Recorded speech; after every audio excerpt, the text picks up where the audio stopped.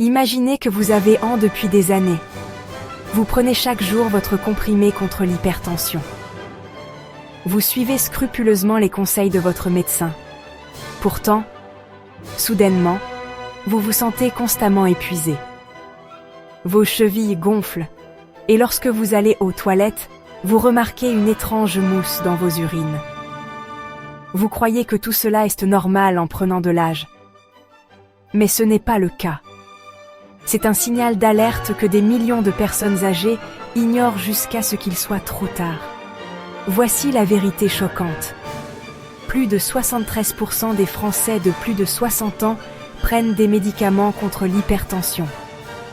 Cela représente des millions de personnes qui avalent chaque matin un petit comprimé persuadés de protéger leur cœur, mais personne ne leur dit ce que ces mêmes médicaments font à leurs reins. Les chiffres sont sans appel.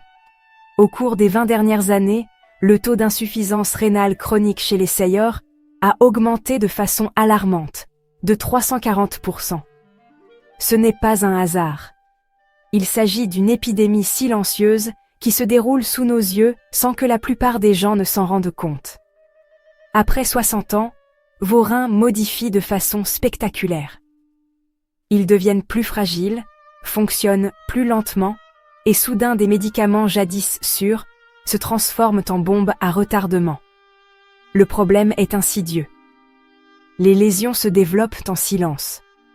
On ne ressent souvent rien avant d'avoir perdu 60 à 70% de la fonction rénale. Et à ce stade, il est souvent trop tard pour éviter la dialyse. Dans cette vidéo, je vais vous révéler la vérité sur 5 médicaments couramment prescrits contre l'hypertension qui peuvent détruire vos reins progressivement, surtout après 60 ans. Je vous présenterai les preuves scientifiques. J'expliquerai pourquoi ils continuent d'être prescrits et je vous donnerai 3 alternatives naturelles démontrées pour faire baisser la tension sans sacrifier vos reins. Vous risquez d'être surpris par le 5e médicament de cette liste, car il s'agit de l'un des plus prescrits en France. Restez avec moi. Ce que vous allez apprendre peut littéralement vous sauver la vie.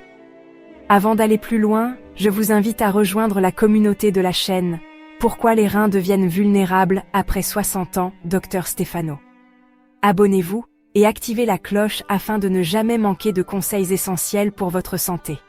Notre communauté grandit chaque jour avec des personnes qui souhaitent apprendre la vérité sur leur santé et pas seulement ce que l'industrie pharmaceutique souhaite mettre en avant. Je tiens à préciser une chose importante. Cette vidéo n'est pas un appel à cesser vos médicaments de façon autonome. Ce serait dangereux et irresponsable. L'hypertension est une maladie grave qu'il faut traiter, mais vous avez le droit de savoir ce que font ces médicaments à votre organisme, en particulier à vos reins. Ce qui était efficace à 40 ou 50 ans peut devenir toxique à 65 ou 70 ans. Vos reins filtrent chaque jour près de 180 litres de sang. Imaginez ces petits organes, pas plus gros que votre poing, travaillent sans relâche, mais avec l'âge, ils s'essoufflent. Le nombre de néphrons, ces minuscules filtres, diminue. À 30 ans, on en compte 1 million par rein. Mais à 70 ans, il n'en reste souvent plus que 1. C'est le cours naturel des choses. Mais si vous ajoutez des médicaments néfastes, l'épuisement s'accélère dangereusement et vous ne le sentez pas. Les reins ne font pas mal.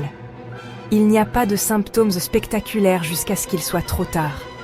Les reins savent s'adapter. Même avec 50% de fonction perdue, ils continuent à travailler. Mais un jour, ils n'en sont plus capables. C'est le point de bascule.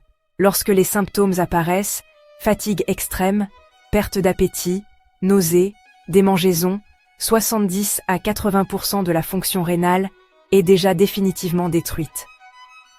Voici maintenant les 5 médicaments les plus dangereux. Le premier sur la liste est l'un des plus couramment avalés sans que l'on soupçonne ce qu'il provoque. Le 5e, l'hydrochloria HCT, surnommé comprimé d'eau. Cela semble anodin. Éliminer un peu d'eau et faire baisser la pression, mais la réalité est nettement plus sombre. Le HCT fait partie des diurétiques, des médicaments qui forcent l'organisme à éliminer davantage de liquide. Oui, la tension baisse, mais à quel prix? Une étude menée à l'université d'Heidelberg en 2021 a montré que les personnes de plus de 65 ans prenant du HCT pendant plus de 5 ans avaient un risque augmenté de 28% d'insuffisance rénale chronique par rapport à celles utilisant d'autres. L'épidémie silencieuse de l'insuffisance rénale anti-hypertenseur. Pourquoi ? Imaginez vos reins comme une éponge. Ils absorbent et relâchent sans cesse de l'eau. Le HCT les force à se vider de plus en plus jusqu'à ce qu'ils deviennent secs et cassants.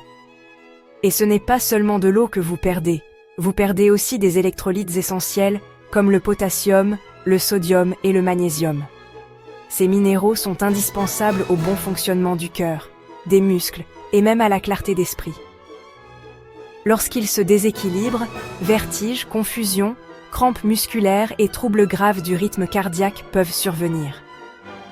Je me souviens d'une patiente, Madame Dupont, 72 ans, venue aux urgences après une chute chez elle. Elle était désorientée, incapable de marcher.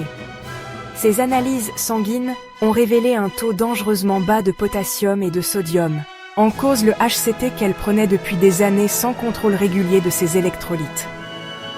Son organisme était déséquilibré. Il a fallu plusieurs jours de soins intensifs pour la stabiliser. Autre danger, le HCT fait souvent grimper l'acide urique dans le sang, ce qui provoque des crises de gouttes, souvent au niveau des gros orteils ou des genoux.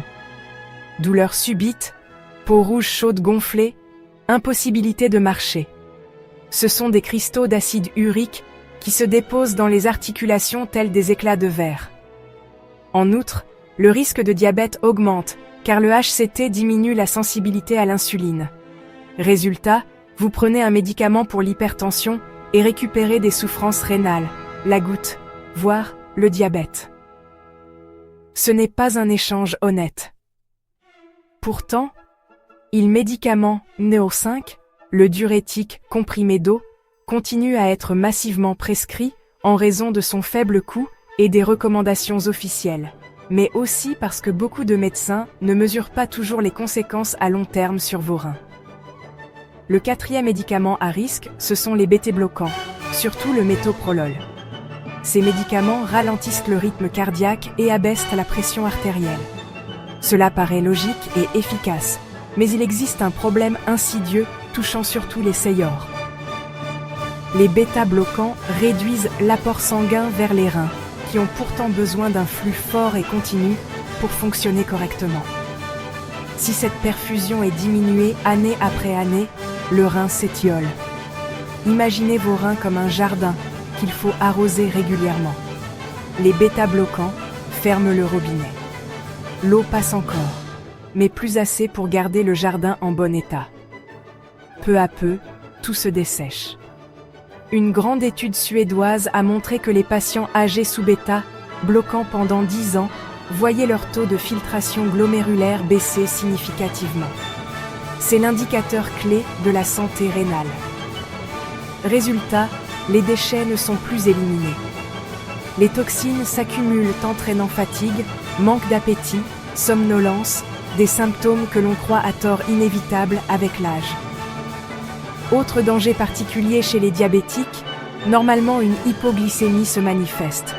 Palpitations, sueur, tremblements. Mais les bêta-bloquants masquent ces signes. On ne perçoit plus la baisse du sucre. On peut perdre connaissance soudainement. Pour les personnes âgées vivant seules, cela peut être fatal. Imaginez, vous venez de vous injecter de l'insuline, vous avez peu mangé, la glycémie chute. Sans bêta-bloquants, vous sentiriez immédiatement le problème, mais avec eux, vous ne sentez rien. Vous tombez de votre chaise sans personne pour vous secourir. Chaque minute compte alors le troisième médicament dangereux, l'amlodipine, un inhibiteur des canaux calciques. Ce médicament élargit les vaisseaux sanguins en empêchant le calcium d'entrer dans les cellules musculaires de la paroi vasculaire, provoquant le relâchement et une baisse de la tension. En théorie, cela semble parfait, mais ses effets secondaires ne le sont pas. Avez-vous déjà noté des chevilles très gonflées en fin de journée, sans avoir beaucoup marché ? Ce n'est pas un simple œdème bénin, c'est parfois le signe que vos reins sont en difficulté. L'amlodipine cause souvent des œdèmes périphériques, c'est-à-dire des accumulations d'eau dans les jambes et les pieds. Beaucoup pensent que c'est seulement gênant pour mettre ses chaussures. Grave erreur, c'est un signal d'alerte. Une analyse parue dans le Journal of Hypertension a montré que l'amlodipine augmentait l'excrétion de protéines dans les urines, qu'on appelle protéinurie, l'un des tout premiers signes de lésion des reins. Médicaments numéro 4. Les bêta-bloquants et la perfusion rénale. Normalement, ils laissent passer les déchets mais retiennent les protéines. Si celles-ci passent dans les urines, c'est que le filtre ne fonctionne plus. Les trous laissent tout passer. À la longue, cela provoque une fibrose rénale insidieuse, c'est-à-dire que les tissus sains sont remplacés par des cicatrices rigides. Telle la rouille sur le métal, ce processus est irréversible. Un tissu rénal détruit ne se régénère pas. Prêtez attention à ces signes. Chevilles gonflées, fatigue persistante malgré le sommeil, urine mousseuse comme une bière trop agitée. Dans ce cas, consultez immédiatement votre médecin pour contrôler vos fonctions rénales. Ce moussement vient des protéines qui ne devraient pas se trouver dans vos urines. Chaque journée perdue accentue les dommages. Passons au deuxième médicament dangereux. Et là, le paradoxe est total. Les inhibiteurs de l'enzyme de conversion tels le ramipril sont réputés protecteurs des reins en médecine, notamment chez les diabétiques. Les médecins affirment que le ramipril est bon pour vos reins. Certes, chez les plus jeunes ou ceux dont les reins sont intacts, c'est vrai, mais chez les plus de 65 ans, ce mécanisme devient parfois délétère. Ces médicaments bloquent la formation de l'angiotensine, une hormone qui fait se contracter les vaisseaux sanguins. Moins de contraction, moins de pression, formidable en apparence. Mais les reins âgés, déjà fragilisés, ont besoin d'un minimum de pression pour filtrer le sang. Si celle-ci est trop réduite, la filtration s'effondre comme si vous régliez le thermostat trop bas. Toute la maison gèle et vous ne pouvez rien y faire. Une étude menée à la Charité de Berlin en 2000 a montré que chez les patients de plus de 70 en prenant ces inhibiteurs, 18% voyaient leur taux de créatine. Déchets normalement filtrés par le rein augmentent fortement dès la première année, signe que le rein ne filtre plus. Chez la personne âgée, la récupération est rare, la perte de fonction est souvent définitive. Le risque est maximal si vous êtes déshydraté. Diarrhée, vomissements, forte transpiration par temps chaud, perte de la soif liée à l'âge. Avoir peu bu et prendre un inhibiteur de conversion peut provoquer en quelques heures une insuffisance rénale aiguë. Ce n'est pas théorique. Cela se produit chaque jour dans les hôpitaux français. Les patients bien disciplinés continuent leurs médicaments mais déshydratés, leurs reins lâchent soudainement. Il existe aussi une association de médicaments numéro 3, amlodipine et œdème trompeur. Médicaments particulièrement toxiques. Cet inhibiteur associé à des anti-inflammatoires comme le buprofène ou le diclofénac. Beaucoup de ségiors se voient prescrire ces antalgiques contre l'arthrose ou les douleurs dorsales. Cela semble banal, mais la combinaison est redoutable. Chaque médicament attaque les reins par un mécanisme différent. Leurs effets s'additionnent. L'un réduit la pression de filtration, l'autre diminue la perfusion. C'est un double coup contre lequel vos reins ne peuvent lutter. Enfin, voici la combinaison la plus dangereuse. Il ne s'agit pas d'un seul médicament, mais d'une triple association qu'on retrouve fréquemment. Un inhibiteur du système rénine-angiotensine, un diurétique comme le HCT et un anti-inflammatoire.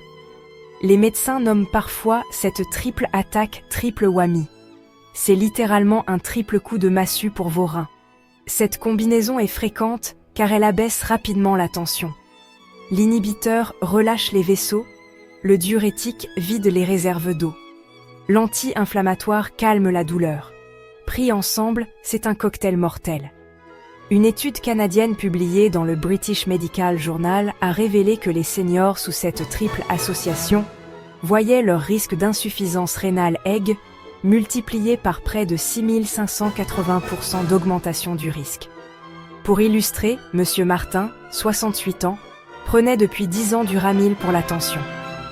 5 ans plus tard, son médecin y a ajouté un diurétique HCT, la tension ne baissant pas assez. Pour ses douleurs articulaires, il avalait de l'ibuprofène quotidiennement. Un jour, lors d'une forte chaleur estivale, il se sent faible, confus. Son épouse appelle le SAMU. Arrivé à l'hôpital, le diagnostic tombe. Insuffisance rénale aiguë, taux de créatine. Dialyse immédiate nécessaire.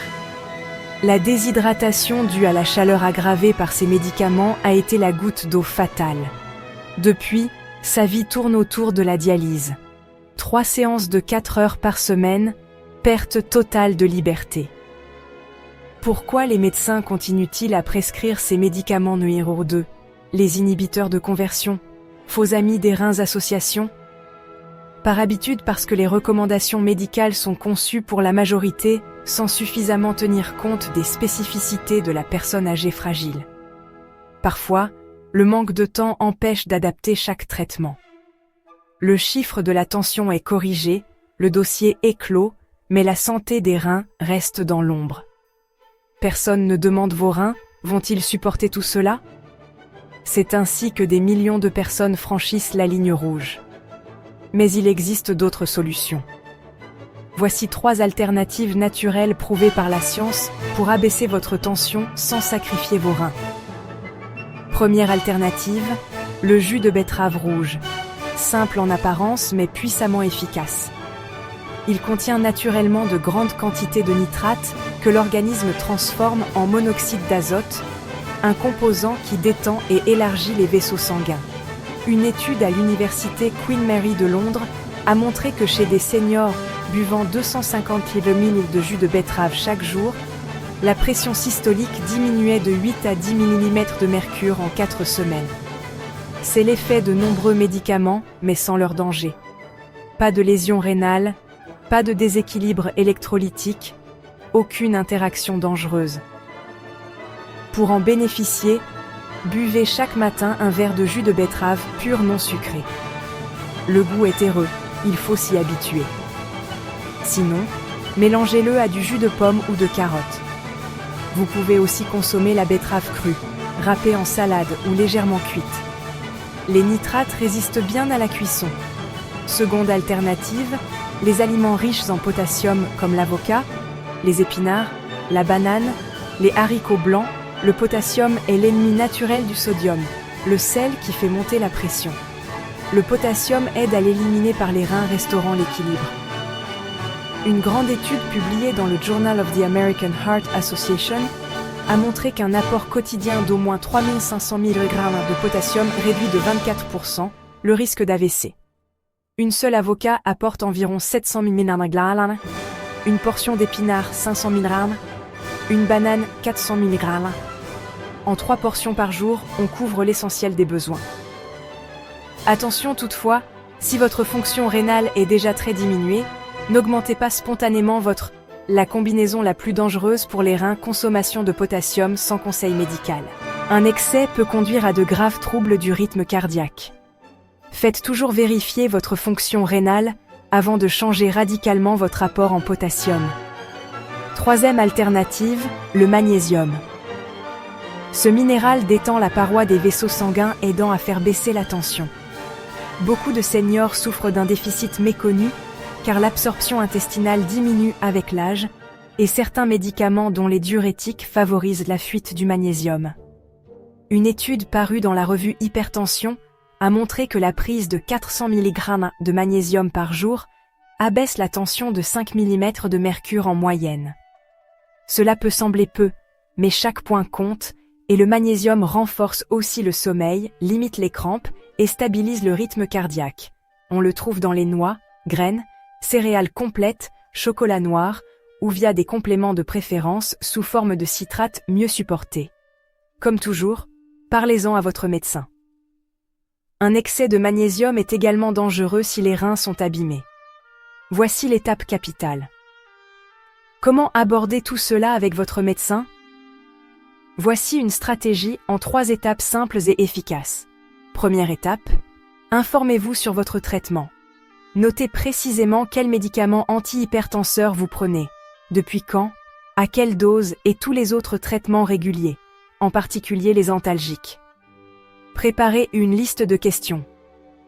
Ces médicaments fatiguent-ils mes reins? Quel bilan sanguin faut-il surveiller? Existe-t-il d'autres options plus douces pour mes reins? 3 alternatives naturelles pour faire baisser la tension. Notez-les sur une feuille et apportez-la avec vous. L'émotion fait souvent oublier ce que l'on voulait demander. Deuxième étape, exigez 3 examens minimum, le taux de créatine sanguin, le débit de filtration glomérulaire DFG et l'albumine dans les urines. Ces 3 paramètres traduisent la performance rénale. Le DFG devrait idéalement dépasser 60. En deçà, il y a insuffisance rénale. Sous 30, on parle d'insuffisance sévère. Sous 15, la dialyse s'impose. L'albumine ne doit pas apparaître dans les urines. Même de toutes petites traces microalbuminurie indiquent une atteinte filtrante. Demandez ces bilans au moins une fois par an, idéalement tous les 6 mois après 65 ans et sous médicaments antihypertenseurs. Troisième étape, discutez ouvertement les alternatives. Par exemple, j'ai appris que ma combinaison de médicaments pouvait fatiguer mes reins. Existe-t-il une alternative plus douce? Pouvons-nous essayer de faire baisser ma tension par l'alimentation et l'activité physique pour réduire la dose médicamenteuse? Un bon médecin prendra ces demandes au sérieux, élaborera avec vous une stratégie personnalisée. Peut-être pourrez-vous remplacer un médicament par un autre moins nocif ou réduire les doses grâce à une hygiène de vie adaptée. Chaque comprimé en moins est un soulagement pour vos reins. Si votre médecin minimise vos inquiétudes ou vous rabroue, consultez-en un autre. C'est votre santé, vos reins, votre vie. Vous méritez d'être écouté avec attention. N'oubliez jamais. Ne cessez jamais vos médicaments sans supervision médicale. Un arrêt brutal peut provoquer une explosion de tension, un AVC ou une crise cardiaque. Toute modification doit être accompagnée et surveillée. Mais vous avez le droit d'interroger, d'exiger des explications alternatives, de bénéficier d'une prise en charge globale, pas seulement centrée sur un chiffre de tension. En résumé, aujourd'hui, nous avons parlé de 5 antihypertenseurs largement utilisés qui peuvent gravement nuire à vos reins après 60 ans.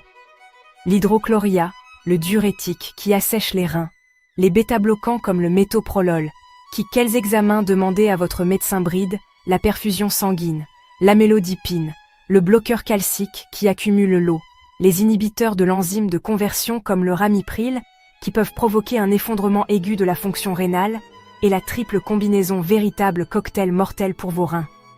Et vous n'êtes pas impuissant. Vous détenez désormais les informations nécessaires pour choisir en connaissance de cause.